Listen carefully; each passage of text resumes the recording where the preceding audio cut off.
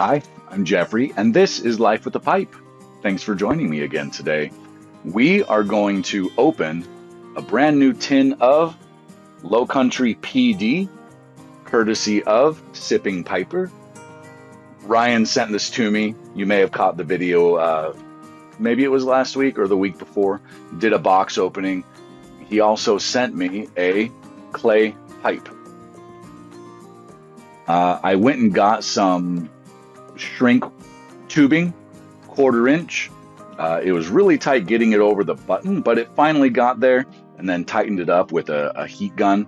So we're going to see how that works out. I just didn't want saliva direct contact getting on the clay more than necessary. Obviously, the end there wasn't able to be covered up, but I thought it would be worth a try. So it doesn't add a whole lot of padding for the teeth, but the clay can be very absorbent of the moisture in your mouth, I've heard, and that makes total sense. And it would stick to your lips and that sort of thing. So wanted to create a protective layer there. We'll see how that goes. I'll let you know. This is a clean bowl, never smoked out of this. So this is going to be its inaugural smoke. Thank you again, Ryan. I'm super excited about this. First things first, let's go ahead and pop the tin.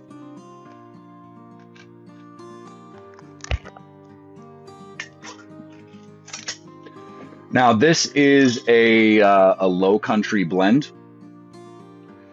If you're not familiar with Low Country is actually the brick and mortar store in the North Myrtle Beach area.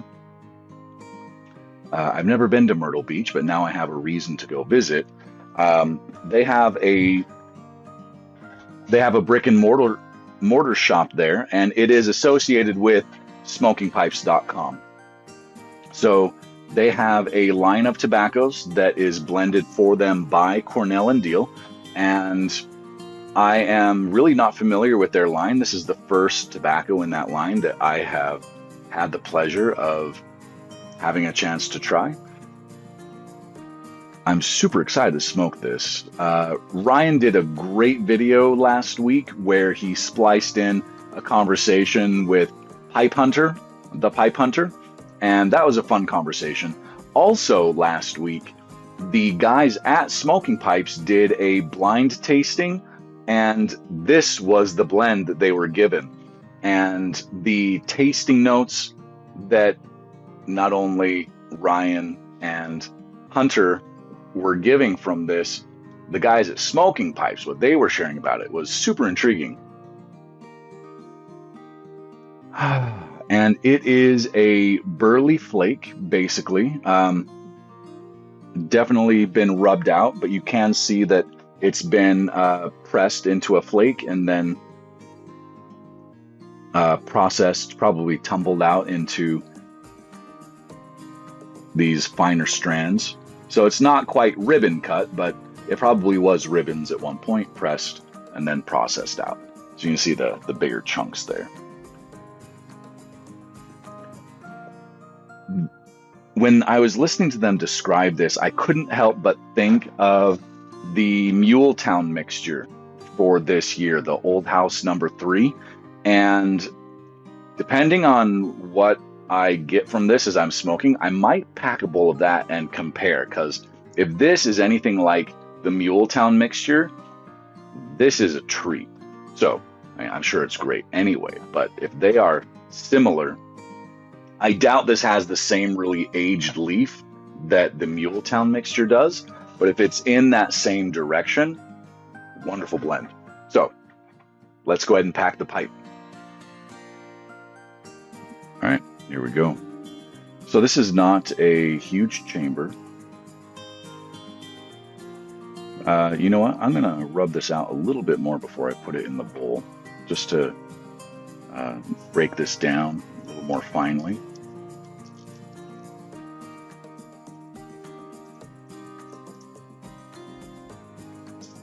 Just kind of break up some of those chunkier bits.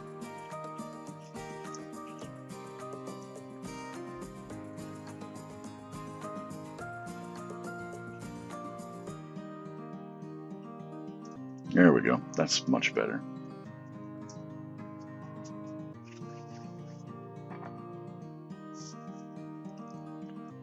So I have never smoked a clay. This will be my first clay experience. I have heard that it provides a very pure tasting experience, and I really appreciate Ryan providing this to me at this time because, as you may have noticed, I'm doing a lot of blind tastings myself, and I'm super excited to have a different mechanism to compare smokes through. You know, I can more properly compare a briar to a meerschaum, to a corn cob, to a clay. I like using a paper to rub out on because with the fold, it just becomes quite easy to pour back in. Since I rub this between my hands, I'm going to put that on top. I'm not going to mix that in with the rest of the untouched leaf. Let's give her a smoke. Here we go. Ryan, cheers to you. Thank you again.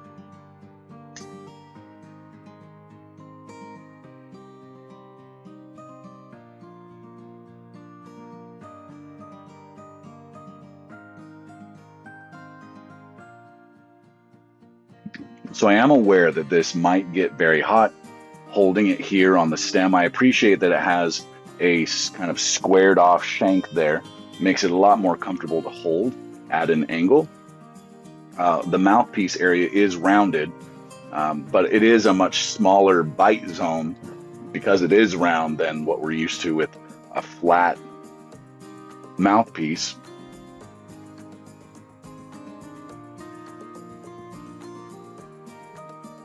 And I don't know that shrink tubing is meant to be put in your mouth. So I should probably do a little more research on that. Let me know if anybody has an opinion one way or the other.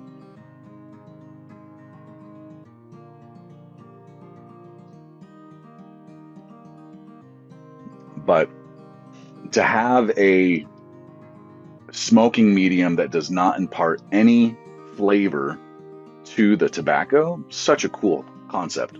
The unfortunate part is that they are very fragile.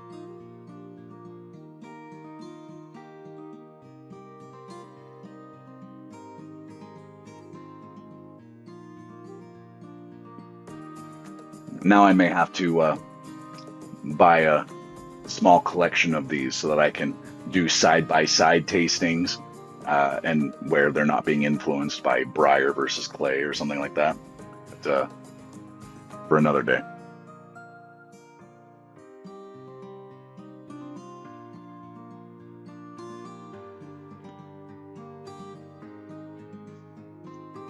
So, let me read to you what the tin says here. Lined by rows of ancient oak, Tupelo. You know what? I read this when I opened the box, I believe. This sounds very familiar. So what I'm going to do, I'm going to splice in the explanation that was provided by the team over at Smoking Pipes on their previous blind tasting. The Inquisitor gave a great description of how they make this blend. I'll put it over here. Hello, everybody. This is Jennifer Murray. I am production supervisor and blending associate here at Cornell and Deal. And today I picked a newer addition to our Low Country blends. It's burley forward with a variety of dark burley leaf in it and some white burley leaf. Has a touch of red Virginia, touch of bright Virginia leaf in it. We take the leaf and process it, send it down to the swing press. After we hold it on the swing press for a little while, we'll take it off and cut it as a ready rub. Then we take the ready rub and we bring it back to our tables for an addition of long cut Paris and black Cavendish. So our blend is Low Country PeeDee. I hope you enjoyed seeing that. I thought that was a great description of this blend. Very interesting. So it is a burley forward blend for sure.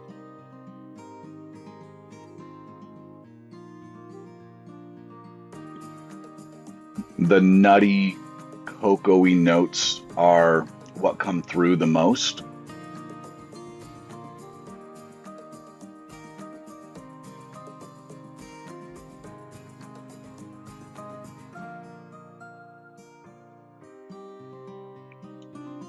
It's not harsh on the retrohale, but I can feel some slight roughness that I would expect from a burley.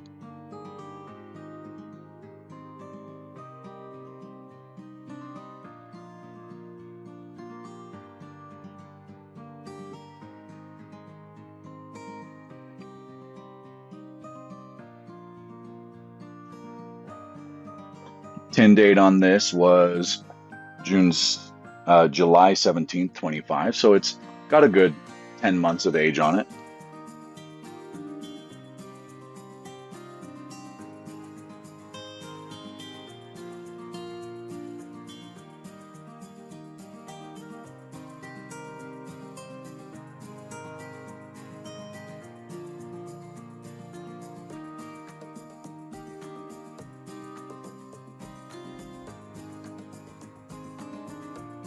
If you enjoy a burley smoke, this is quite a natural burley.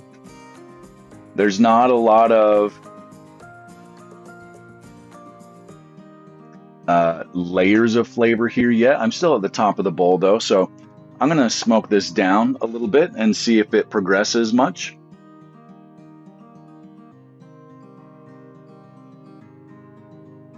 And I'll come back with some additional thoughts.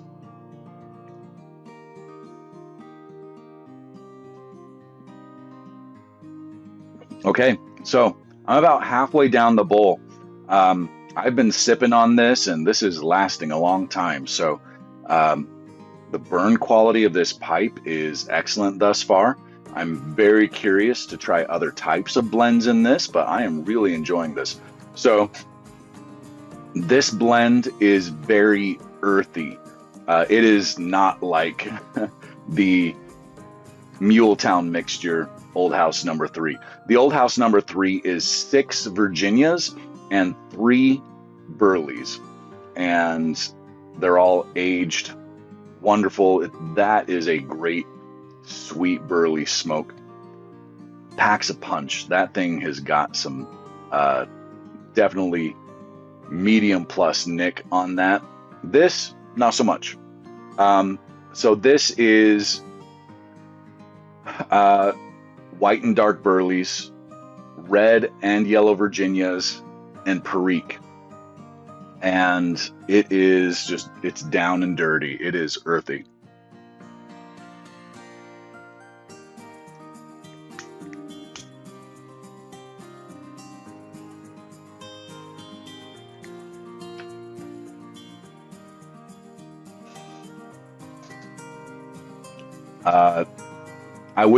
I would say cocoa, definitely more like baker's chocolate. Unsweetened baker's chocolate is the underlying tone here. And then you add a little extra earthiness from the Perique. There is only a slight hint of sweetness, but it's more of that yeasty bready sweetness from the reds. I would not have guessed there were yellows in here, but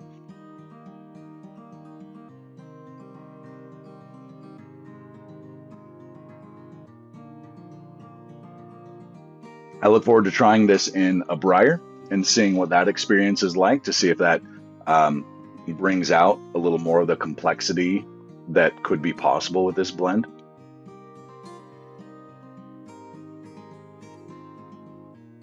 It also just might improve with age. But now that I'm getting down to this lower part of the bowl, I'm feeling more in my sinuses. So I would say that this is probably a medium minus on the nick.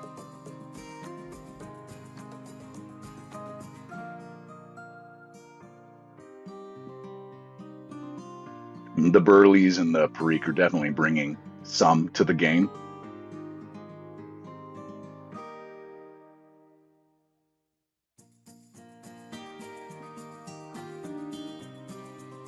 but you might not have to worry about eating a meal before having a bowl of this. This is a small bowl though, so maybe a big bowl might be different.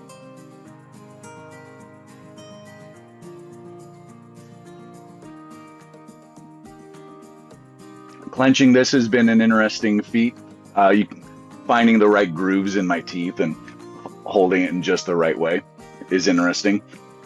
Again, the squared part of the shank is perfect for holding it. I am not sensing any heat in the stem, but the bowl is definitely hot to the touch. So I think the heat wrap was a good idea, at least for the time being. I tried to do a double layer and it kind of pushed it back. That's why it's so long on here. Hopefully this stays and this doesn't wear out too quickly. If not, I've got a couple more that I can use to redo this, but this has been a fun experience. Thank you again, Ryan, for the pipe and the tobacco blend. This has been great. Again, I look forward to smoking this in some other combustion apparatuses and seeing what those experiences are like. And hopefully I'll have a chance to share those with you guys as well. I'm going to finish this bowl, but in the meantime, remember, life with a pipe is better than without. Bye for now.